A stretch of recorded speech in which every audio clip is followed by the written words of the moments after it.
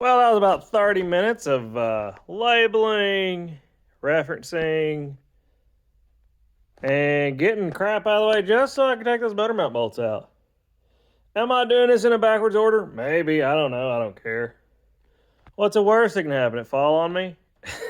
Probably not.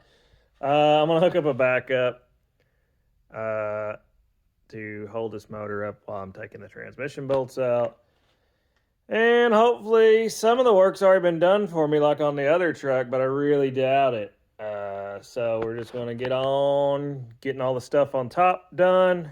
And then we get to get on our magical creeper, which I rarely get to use because everything I drive is low.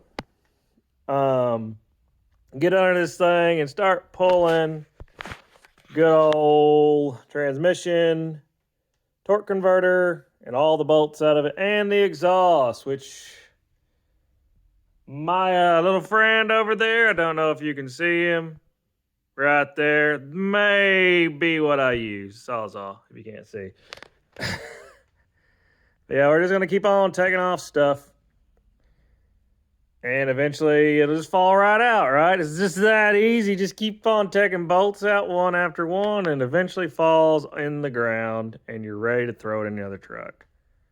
Well, so apparently the only way to get these bolts out, motor mounts, which, yeah, I own an Impact and I use it, is to take the steering shaft loose. It's actually relatively easy. The hardest bolt is this one over here because it's, when you use an extension, it intersects the two. But I think I got all the wiring off. I'll know when I crickety crack it. I guess everything I'm gonna have to do now is on the bottom. But a cool thing, I just figured it out. I'm able to use this front harness on the other truck and just splice in my wires for the lights. So I have really bright lights and not all the voltage draw. And I can integrate that AC into that system and have some cold air. Because I don't like to sweat when I drive cool things. I mean, y'all might too, but I mean, as a tow rig, it needs air. It just makes you better and more prepared to work.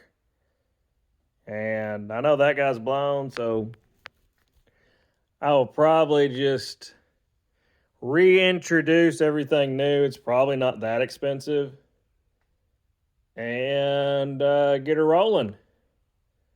I honestly think most of the connections, well, they're different, but that's not a big deal. I'm going to have the dash out anyway.